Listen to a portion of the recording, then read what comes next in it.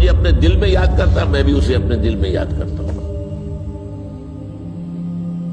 جب میرا بندہ کسی محفل میں میرا ذکر کرتا ہے، میں اس سے کہیں بہتر محفل میں اس کا ذکر کرتا ہوں۔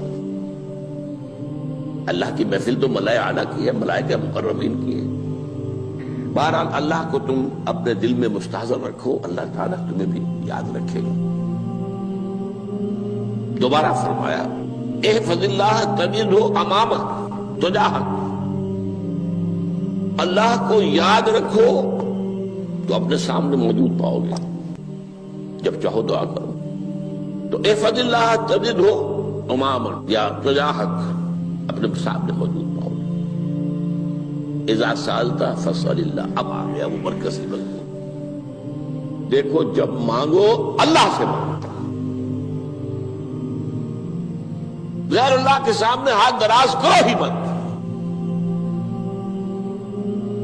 ایک حدیث میں آتا، یعنی حرام نہیں ہے، دنیاوی قواعد اصول قوانین کے تحت کسی سے مدد چاہنا، کوئی سوال کرنا حرام نہیں ہے۔ آپ سوال کریں، مدد لیں، اسی پر دنیا قائم ہے، ایک دوسرے کے ساتھ تعاون کے ساتھ۔ لیکن اونچا مقام کیا ہے؟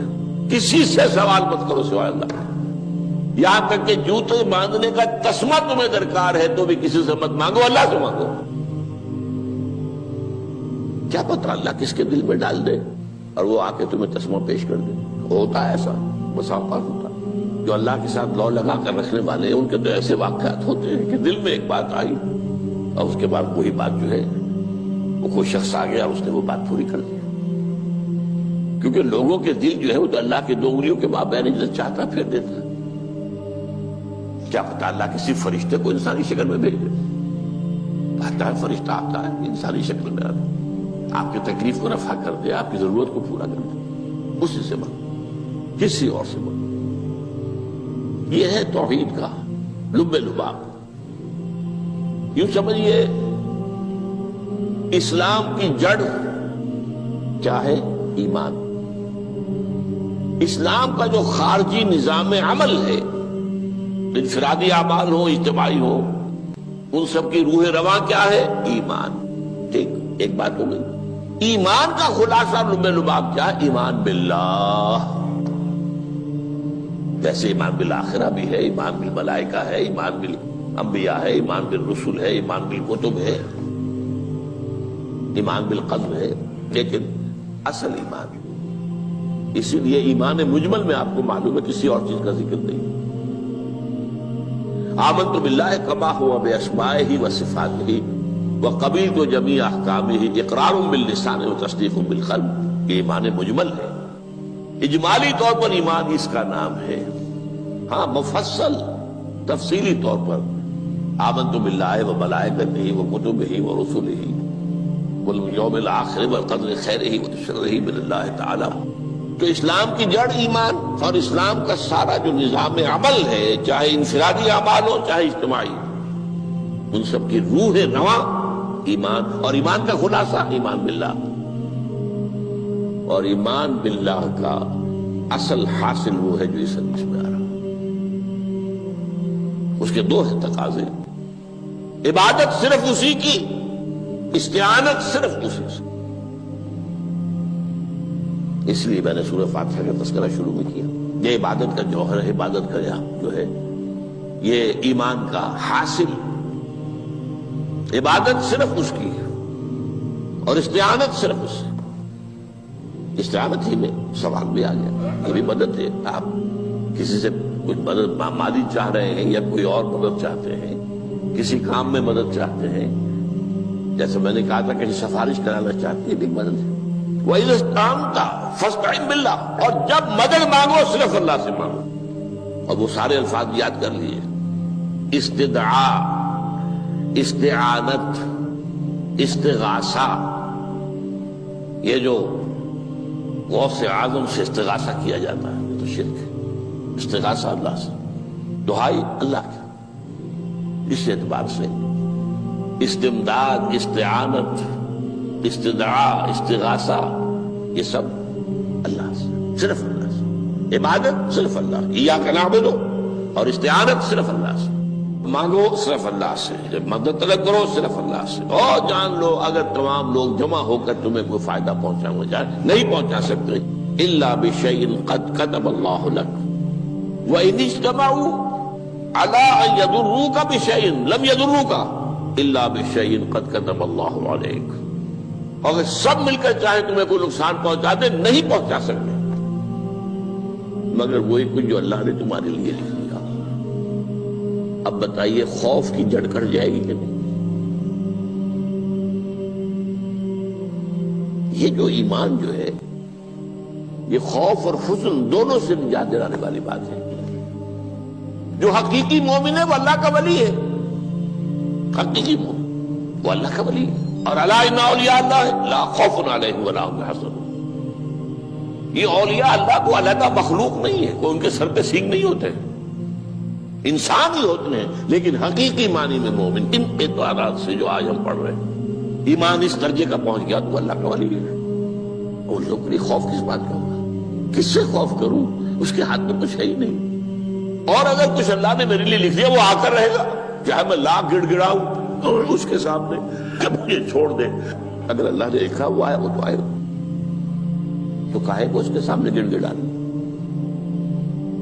کاہے کو جبرسائی کرنا اس کے سامنے، اور کسی کے ہاتھ میں کچھ ہے ہی نہیں، میرا خیر ہے ہی نہیں، کاہے کو خوشامد کرو اس کی۔ اور سنیے، رفعت الاقلام، دیکھو نوجوان، قلمیں اٹھا لی گئی ہیں، وجفت الصحف، اور جو رجسٹر ہیں صحیفے ان کی سیاہی خشک ہو چکی ہے۔ یہ ہے وہ اللہ کا علم، اس میں ہر شے لکھ دی گئی ہے، اس کی قلم اٹھا لیے گئے۔ جیسے آپ کو معلوم ہے امتحان ہوتا تھا، 3 گھنٹے ختم ہو گئے، اسٹاپ رائٹنگ، بس اب قلم رک جانا چاہیے۔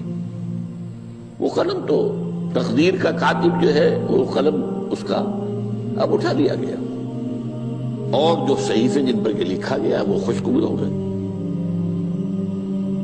یہ تو روایت ہے جو امام ترمذی نے جس کو روایت کیا، یہ متن ان کا ہے جو ہم نے پڑھا ابھی، اور ان کا قول یہ ہے کہ یہ حدیث حسن صحیح ہے، لیکن یہی روایت اور انہی راوی سے عبداللہ ابن عباس سے رضی اللہ تعالیٰ عنہما اور بھی محدثین نے کی ہے، تو اس میں سے ایک اور متن جو ہے وہ یہاں پر امام نووی نے دے دیا ہے۔ احفظ اللہ تجدہ امامک، یہ تو پہلا وہ ٹکڑا تھا، وقت جاہد تھا، یہاں امامک ہے، امام مطلب ایک ہی ہے، اپنے سامنے پاؤ گے۔ اللہ کی حفاظت کرو، اللہ کو دل میں، اللہ کی یاد کو محفوظ رکھو، گویا کہ اللہ کو مستحضر رکھو۔ ذکر اللہ کے معنی کیا ہے؟ استحضار اللہ فی القلب، یہ ذکر اللہ ہے۔ جنہیں ہم ذکر سمجھ بیٹھے ہیں وہ ذکر کے ذریعے اقیم الصلاۃ لذکری، نماز قائم کرو میری یاد کے لیے، نماز ذریعہ ہے یاد کا۔ یہ علیحدہ بات ہے کہ آپ نے 17 رکعتیں بھی پڑھ لی ہو عشاء کی اور یاد آپ کو آئی ہی نہیں کوئی، آپ تو ایک میکینیکل انداز میں جو ہے وہ اٹھک بیٹھک کر رہے ہیں اور آپ کی زبان سے کچھ بھی نکل رہا ہے، تو اس کا آپ کے شعور سے، دل کی گہرائی سے کوئی رابطہ ہے ہی نہیں، وہ ذکر تو نہیں ہوا۔ ہاں نماز فرض تھی وہ ادا ہو گئی، آپ کی ایک فرض ادا ہو گئی۔ تو جنہیں ہم نے ذکر سمجھا وہ ذرائع ذکر ہے، اللہ اللہ سبحان اللہ سبحان اللہ زبان سے، یہ تاکہ اس کے نتیجے میں وہ ذکر حاصل ہو جائے۔ استحضار اللہ فی القلب، ذکر کے معنی ہے استحضار اللہ فی القلب۔ تعرف الی اللہ فی الرخاء، اور دیکھو کشادگی کے وقت میں تم اللہ کو یاد رکھو، اللہ کی طرف رجوع کیے رہو، بھول نہ جاؤ۔ وہ نہ ہو جو کبھی کہا تھا، بہادر شاہ ظفر کے اشعار میں سے بہت دور کا شعر ہے، ظفر آدمی اس کو نہ جانیے چاہے کتنا ہی ہو فام زکا، جسے عیش میں یاد خدا نہ رہی، جسے تیش میں خوف خدا نہ رہا۔ وہ ہے کشادگی کی حالت میں، جبکہ تمہارے لیے کشادگی ہے، اللہ کی طرف رجوع کیے رکھو۔ یعرف کا فی الشدہ، تو اللہ اپنی توجہ تم پر رکھے گا شدت کے وقت میں، جب تمہیں کوئی تکلیف ہے اس تکلیف کو تم پر آسان کر دے گا۔ تکلیف تو آنی ہے، جو لکھی ہوئی ہے وہ تو آئے گی، لیکن یہ کہ اللہ تعالیٰ اس کی شدت کو، ایک ہی چیز ہے جس کو ایک انسان بہت شدت کے ساتھ محسوس کر رہا ہے، دوسرا آدمی اتنا نہیں محسوس کر رہا ہے، احساس کا معاملہ ہوگا نا۔ وہ تو اصل میں اگر انسان کی نرز کٹی ہوئی ہے تو احساس ہوگا ہی نہیں، سرے سے ہی نہیں ہوگا۔ تو اس اعتبار سے اللہ تعالیٰ تمہارے لیے وہ شدت کی کمی کر دے گا۔ وَاعْلَمْ أَنَّمَا أَخْطَأَكَ لَمْ يَكُنْ لِيُصِيبَكَ، اور جان لو جو چیز تم سے چھوٹ گئی ہے، رہ گئی ہے، وہ ہرگز تمہیں ملنے والی نہیں تھی۔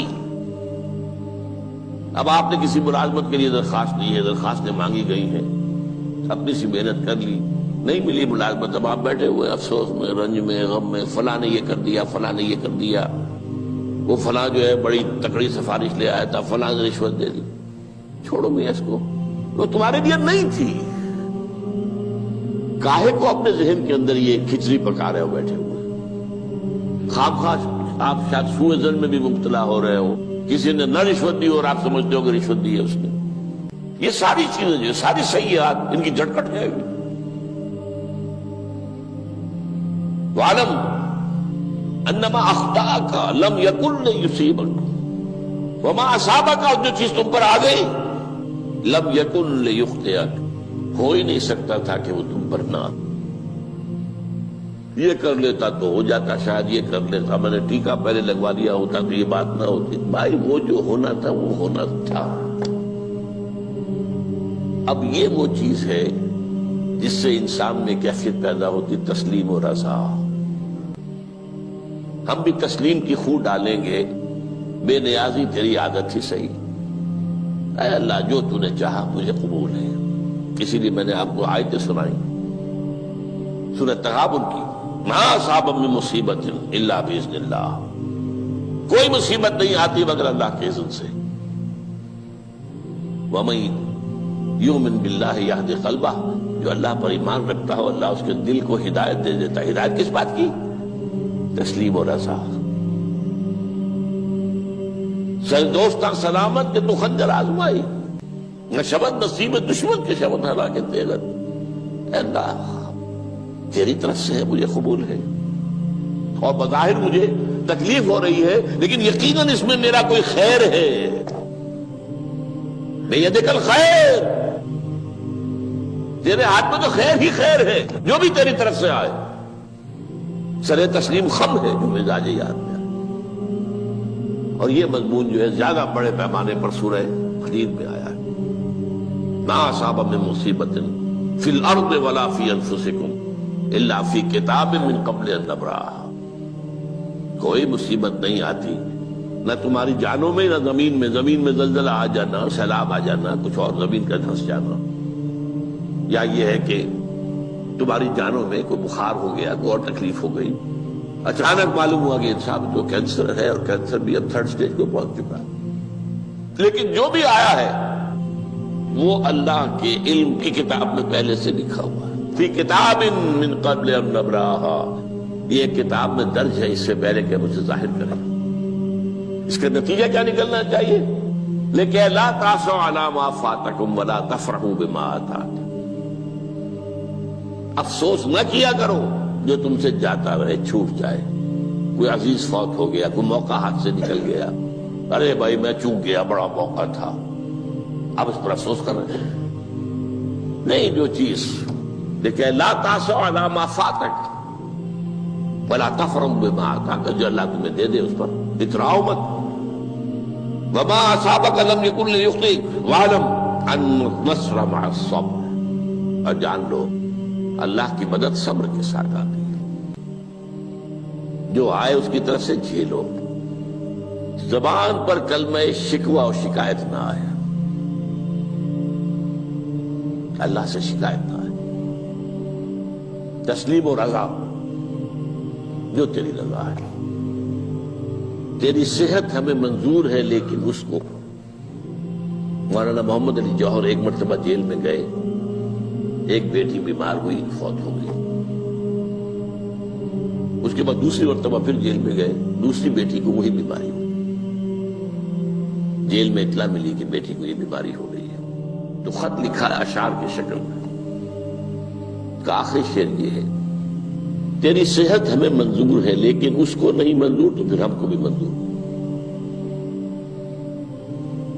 ہم تو چاہتے ہیں میں بیٹی کے تجھے شفا ہو جائے، اسے منظور نہیں تو پھر ہمیں بھی منظور۔ وَاعْلَمْ أَنَّ النَّصْرَ مَعَ الصَّبْرِ وَأَنَّ الْفَرَجَ مَعَ الْكَرْبِ۔ فرج، فراخی، کھل جانا کسی چیز کا، یہ ہے کرب کے ساتھ، تکلیف کے ساتھ، تکلیف ہوتی ہے ساتھ۔ اللہ نے قانون بنایا ہے دنیا کا۔ اب آپ اندازہ کیجئے بچے کی ولادت میں ماں کو کتنی تکلیف اٹھانی پڑتی ہے۔